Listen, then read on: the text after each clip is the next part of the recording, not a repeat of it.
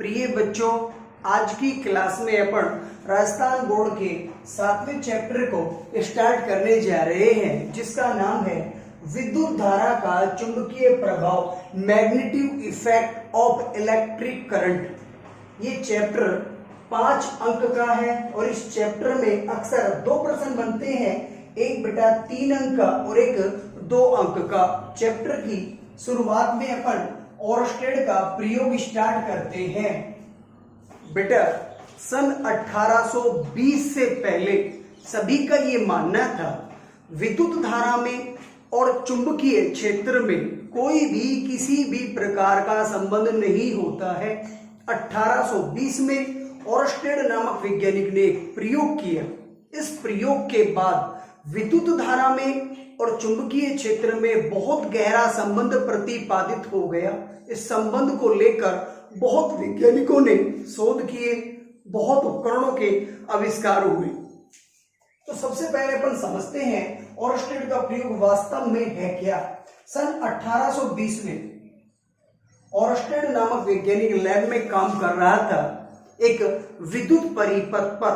वो विद्युत परिपथ एक मेज पर व्यवस्थित था और सौभाग्य से उस मेज पर एक चुंबकीय सुई रखी थी।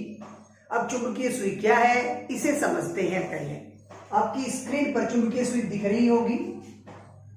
ये चुंबकीय सुई है बेटा, जिसे दिशा सूचक यंत्र या कंपास भी कहते हैं। इसकी सहायता से अपन दिशा का बोध करते हैं। सुई के एक तरफ N और सुई के दूसरी तरफ S दिख रहा होगा, अर्थात इससे N और S दिशा का बोध होता है। N और S बोले तो नॉर्थ और साउथ, उत्तर और दक्षिण दिशा का बोध होता है। किस प्रकार से बोध होता है, अर्थात ये चुंबकीय सुई कार्य किस प्रकार से करती है, विक्षेप कैसे देती है, पहले उसको समझो। बेटा, ये जो चुंबकीय सुई है ये एक प्रकार का छोटा चुंबक ही है। मैं चुंबक को यहां बना देता हूं।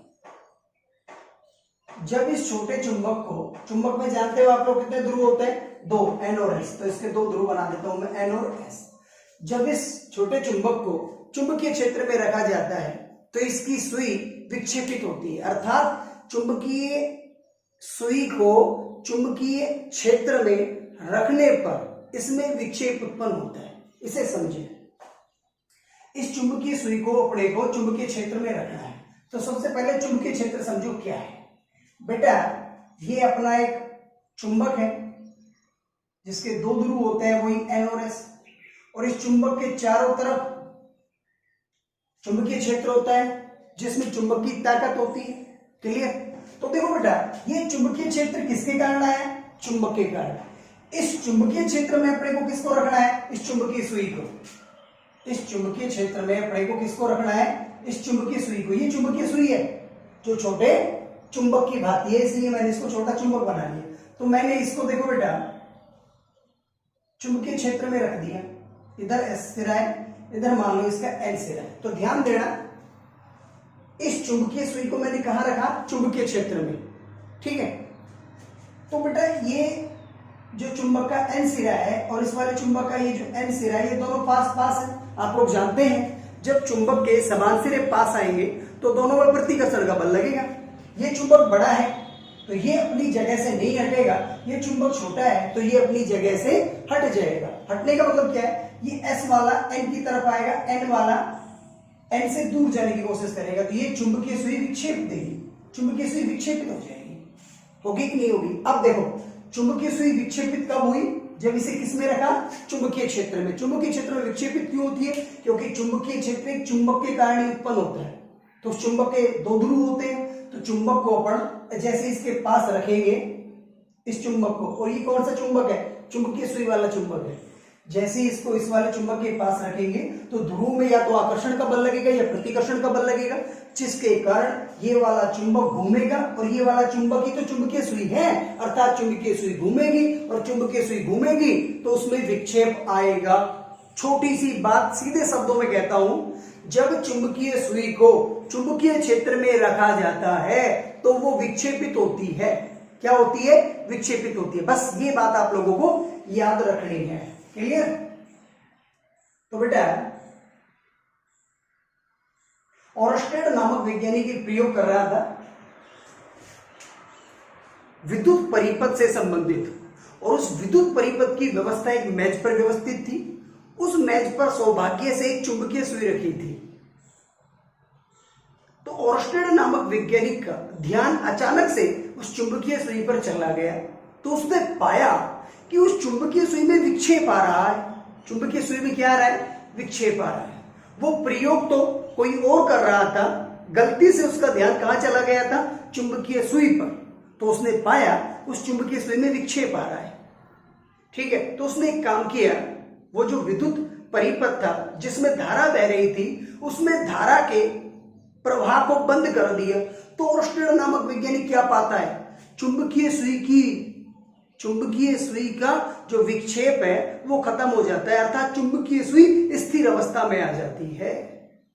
तो ओर्स्टेड नामक वैज्ञानिक का दिमाग चकराया और उसने अपने उस प्रयोग को छोड़ा जिसके ऊपर वो वर्क कर रहा था और एक नया प्रयोग स्टार्ट कर दिया। वो नया प्रयोग किया है, उसने नए प्रयोग में क्या किया और क्या क्या निष्कर्ष निकले उसे अपन बड़ी डिटेल से समझते हैं। ओर्स्टेड नामक वैज्ञानिक ने बेटा क्या किया? एक बैटरी ली।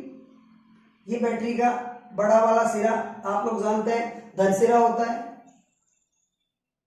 और छोटा वाला सिरा ऋण सिरा होता है। इस बैटरी को कुंजी की सहायता से एक AB चालक तार से जोड़ दिया।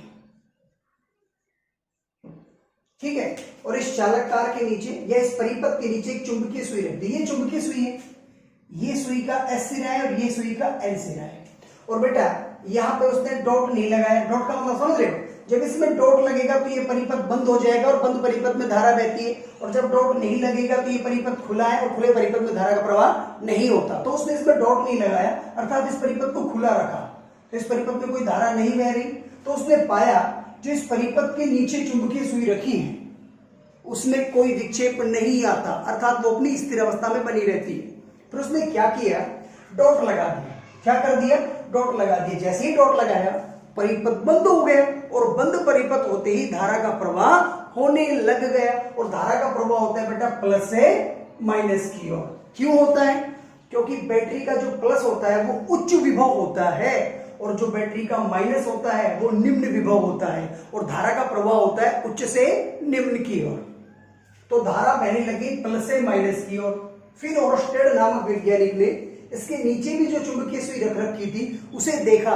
तो ओर्स्टेड नामक वैज्ञानिक ने पाया उस चुंबकीय सुई में विक्षेप आ जाता है। फिर ओर्स्टेड नामक वैज्ञानिक ने क्या किया? ये जो बैटरी है इसके इलेक्ट्रोड चेंज कर दिए। ये धन इलेक्ट्रोड है तो इसकी जगह ऋण इलेक्ट्रोड लगा दिया, और ये ऋण इलेक्ट्रोड है इसकी जगह धन इलेक्ट्रोड लगा दिया। परिपथ व्यवस्था सेम, सिर्फ बैटरी के इलेक्ट्रोडों को चेंज किया और डॉट लगाया, अर्थात परिपथ बंद किया तो धारा बहने लग गई। और धारा यहां पे प्लस से माइनस की ओर, लेकिन प्लस यहां है तो इसमें धारा इस प्रकार से बहेगी। इस परिपथ के नीचे भी चुंबकीय सुई रखा हुआ था, तो उसने पाया इस चुंबकीय सुई में भी विक्षेप आता है, लेकिन जो पहले विक्षेप आ रहा था ठीक उसके विपरीत दिशा में। मैं एक बार प्रॉपर पढ़ के बता देता हूं, फिर और इजी वे में समझेंगे। प्रायोगिक परीक्षणों से ओर्स्टेड ने पाया कि क्या पाया? नंबर 1 पर जब चालक तार में कोई धारा प्रवाहित नहीं होती है तो चुंबकीय सुई स्थिर बनी रहती है। देखो ये पहले प्रयोग में देखो, इस प्रयोग में धारा प्रवाह नहीं हो रही तो चुंबकीय सुई कैसी बनी हुई है? स्थिर बनी हुई है। आगे देखो, तथा चालक तार में धारा प्रवाहित करने पर चुंबकीय सुई विक्षेपित हो जाती है। इन दोनों प्रयोगों में देखो, यहां धारा बह रही है तो चुंबकीय सुई विक्षेपित होगी कि नहीं होगी? देखो ये स्थिर अवस्था में है चुंबकीय सुई, अब यहां स्थिर अवस्था में थोड़ी ना ऐसे विक्षेपित होगी, यहां स्थिर अवस्था में थोड़ी ना ऐसे विक्षेपित होगी कि नहीं होगी? तो क्या कहा? चालक तार में धारा प्रवाहित करने पर चुंबकीय सुई विक्षेपित हो जाती है। आगे देखो नंबर 2 पे, धारा का मान बढ़ाने पर विक्षेप भी बढ़ जाता है। धारा का मान बढ़ाने पर विक्षेप भी बढ़ जाता है। उसने क्या किया?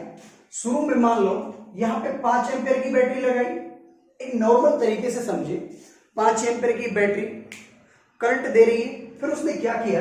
एक 10 एम्पीयर की बैटरी लगाई, तो 10 एम्पीयर की बैटरी भी करंट देगी, लेकिन सीधी सी बात है 5 एम्पीयर की तुलना में 10 एम्पीयर की बैटरी करंट ज्यादा देगी। ठीक है, तो उसने देखा अब पहले जब 5 एम्पीयर की बैटरी थी तो सुई इतनी विक्षेपित हो रही थी, और जैसे ही अपन ने 10 एम्पीयर की बैटरी लगाई तो सुई में विक्षेप तो आया लेकिन पहले से ज्यादा विक्षेप आया। ठीक है, पहले से विक्षेप क्या आया, ज्यादा। तो दूसरी बात की पुष्टि होगी, धारा का मान बढ़ाने पर विक्षेप भी बढ़ जाता है। फिर आगे क्या कहा, सेल के टर्मिनलों को बदलने पर, ये जो सेल है जिन्हें मैंने बैटरी कहा था, बैटरी कह सकते हैं, सेल कह सकते हैं, इनके जैसे इलेक्ट्रोडों को बदला और बदलकर धारा प्रवाहित की तो धारा की दिशा परिवर्तित कर दी अपन ने। तो धारा की दिशा परिवर्तित करने पर चुंबकीय सुई में विक्षेप तो आया लेकिन पहले के क्या आया, विपरीत दिशा में। विक्षेप तो आया लेकिन पहले के क्या आया, विपरीत दिशा में।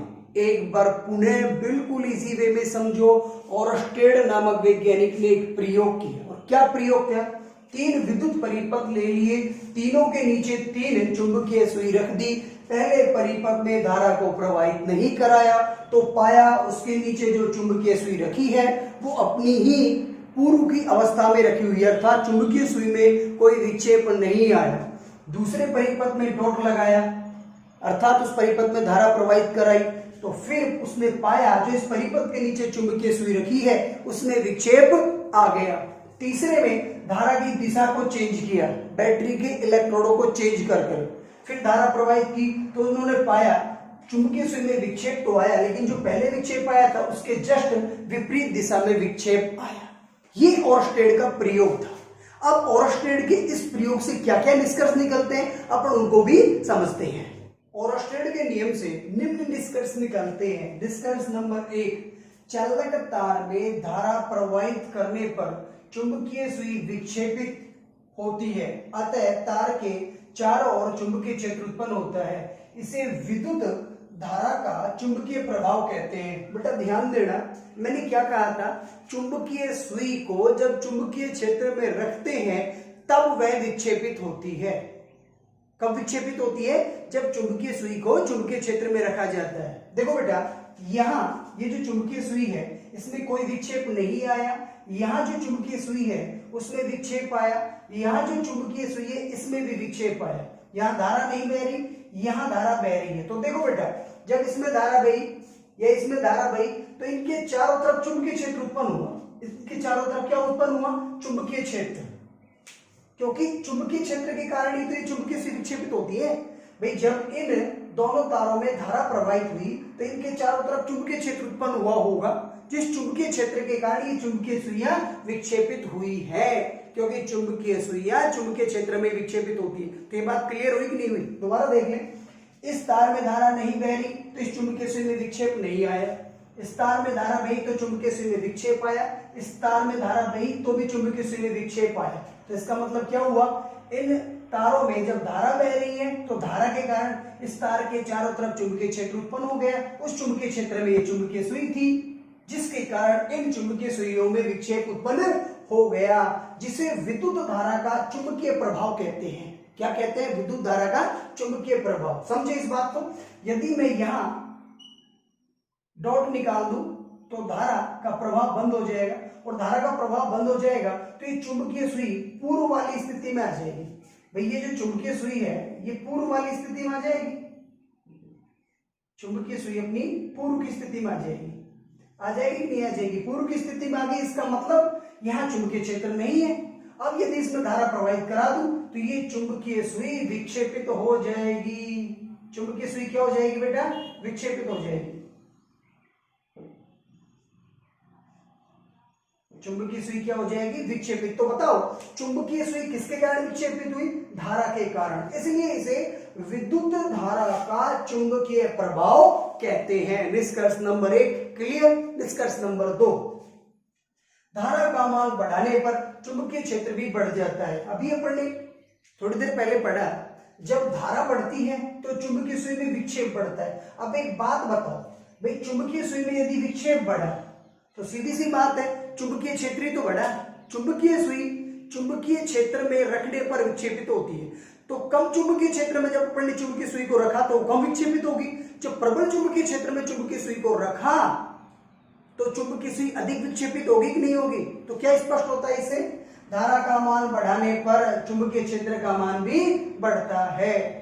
निष्कर्ष नंबर 2 क्लियर। निष्कर्ष नंबर 3 देखते हैं। जब तार में धारा S से N की ओर प्रवाहित होती है, यहां देखो धारा कहां जा रही है बेटा, S से N की ओर, ये S है ये एन है, तो धारा जा रही है एस से एन की ओर, ठीक है। तो धारा जब एस से एन की ओर गई तो चुंबकीय सुई का उत्तरी ध्रुव, एन होता है उत्तरी ध्रुव, तो चुंबकीय सुई का उत्तरी ध्रुव पश्चिम में विक्षेपित हो गया। भाई ये पूर्व होता है, ये पश्चिम होता है, तो देखो ये जो उत्तरी ध्रुव है ये वाला, ये ऊपर गया, इसका मतलब कहां गया है, कौन सी दिशा में विक्षेपित हुआ, पश्चिम दिशा में। फिर बता देता हूं बेटा मैं, जब तार में विद्युत धारा एस से एन की ओर प्रवाहित होती है तो चुंबकीय सुई का उत्तरी ध्रुव पश्चिम दिशा में विक्षेपित हो जाता है तथा धारा एन से एस की ओर जाएगी। यहाँ धारा उल्टी जा रही है, देखो बेटा यहाँ एन है और यहाँ एस है, यहाँ धारा जा रही है एन से एस की ओर। जब धारा एन से एस की ओर जाती है तो क्या होता है बेटा, चुंबकीय सुई का जो उत्तरी ध्रुव होता है वो पूर्व दिशा में विक्षेपित हो जाता है। भाई यहाँ उत्तरी ध्रुव ऊपर गया था, मतलब डब्ल्यू दिशा में गया था, पश्चिम दिशा में गया था। यहाँ देखो ये उत्तरी ध्रुव ऊपर नहीं गया बल्कि कहां गया, नीचे। नीचे का मतलब ये इधर गया है, इधर का मतलब कौन सी दिशा में विक्षेपित हुआ है बेटा, पूर्व दिशा में विक्षेपित हुआ है। कौन सी दिशा में, पूर्व दिशा में विक्षेपित हुआ है, समझे इसको। जब धारा एस से एन की ओर बहती है तो चुंबकीय सुई का एन ध्रुव पश्चिम दिशा में विक्षेपित हो जाता है, और जब धारा एन से एस की ओर बहती है तो चुंबकीय सुई का एन ध्रुव पूर्व दिशा में विक्षेपित हो जाता है। अतः तार में धारा की दिशा बदलने पर चुंबकीय क्षेत्र की दिशा बदल जाती है। पहले तार में ऐसे धारा जा रही थी तो चुंबकीय सुई का विक्षेप ऐसे आ रहा था, अर्थात चुंबकीय क्षेत्र इस प्रकार से प्राप्त हो रहा था। जब तार में धारा ऐसे जा रही है तो चुंबकीय सुई में विक्षेप ऐसे प्राप्त हो रहा है, अर्थात चुंबकीय क्षेत्र की दिशा ये हो गई, इधर दिशा ये हो गई, इधर दिशा ये हो गई। ये ओरस्टेड का प्रयोग है, अच्छा प्रयोग है, इंटरेस्टिंग प्रयोग है बेटा। पूरा वीडियो देखें, 100% क्लियर हो जाएगा। धन्यवाद।